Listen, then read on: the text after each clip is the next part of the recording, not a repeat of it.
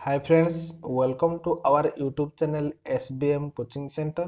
Friends, ଆପଣମାନଙ୍କର ଦଶମ ଶ୍ରେଣୀର ସପ୍ଲିମେଣ୍ଟ ଏକ୍ଜାମ ପରୀକ୍ଷା ଆସିଗଲା ତ ସେଥିପାଇଁ ଚାଲନ୍ତୁ କେବେ ଆପଣମାନଙ୍କର ହେବ ଯାହାକି ଜୁଲାଇ 21 ତାରିଖ ହେବ ତ ଏ ବିଷୟରେ ଆମେ ସମ୍ପୂର୍ଣ୍ଣ ରୂପେ ଆଲୋଚନା କରିବା। ବନ୍ଧୁଗଣ, ଆଲୋଚନା କରିବା ପୂର୍ବରୁ ଆପଣମାନଙ୍କୁ କହି ରଖୁଛି ଯଦି ଆପଣମାନେ ଆମ ଚ୍ୟାନେଲରେ ନୂଆ ଭିଜିଟ୍ କରୁଛନ୍ତି ତାହେଲେ ଚ୍ୟାନେଲକୁ ସବସ୍କ୍ରାଇବ୍ କରିଦିଅନ୍ତୁ ଏବଂ ପାଖରେ ଥିବା ବେଲ୍ ଆଇକନ୍ଟିକୁ କ୍ଲିକ୍ କରିଦିଅନ୍ତୁ। ଚାଲନ୍ତୁ ଦେଖିବା। ଦେଖନ୍ତୁ, ଜୁଲାଇ 21ରୁ ମ୍ୟାଟ୍ରିକ୍ ସପ୍ଲିମେଣ୍ଟ ପରୀକ୍ଷା ଆରମ୍ଭ ହେବାକୁ ଯାଉଛି। ତ ଦେଖନ୍ତୁ କ'ଣ ଅଛି ବିଷୟବସ୍ତୁ।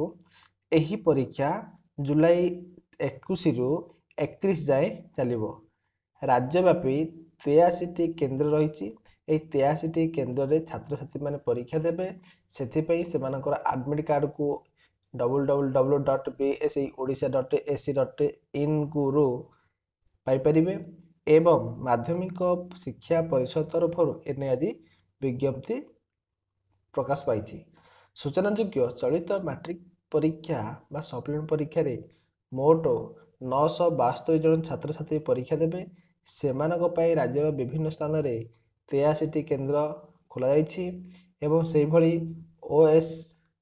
SOSC ପରୀକ୍ଷା ପାଇଁ 121ଟି କେନ୍ଦ୍ର ଖୋଲାଯାଇଛି ଏବଂ ଏହି କେନ୍ଦ୍ର ଗୁଡ଼ିକରେ ମୋଟ 24,520 ଜଣ ପିଲା ପରୀକ୍ଷା ଦେବେ। ତ ସେଥିପାଇଁ ବନ୍ଧୁଗଣ, ଯଦି ଆପଣମାନଙ୍କ ମନରେ ଆଉ କ'ଣ ପ୍ରଶ୍ନ ଅଛି ତାହେଲେ এই ନମ୍ବରକୁ କଲ୍ କରି ଆପଣମାନେ এই ନମ୍ବରରେ କଣ୍ଟାକ୍ଟ କରି କଥା ହେଇପାରିବେ। ଯାହା ମନରେ ପ୍ରଶ୍ନ ଅଛି ତାକୁ ଅତି ସହଜେ ଜାଣିପାରିବେ। ତ ଆଶା କରୁଛି ଭିଡ଼ିଓଟି ସମ୍ପୂର୍ଣ୍ଣ ରୂପେ ଭଲ ଲାଗିଥିବ ଏବଂ ଯଦି ବା ଭଲ ଲାଗିଲା ଭିଡ଼ିଓଟିକୁ ଲାଇକ୍ କରିଦେବେ ଏବଂ ଚ୍ୟାନେଲକୁ ସବସ୍କ୍ରାଇବ୍ କରିଦେବେ।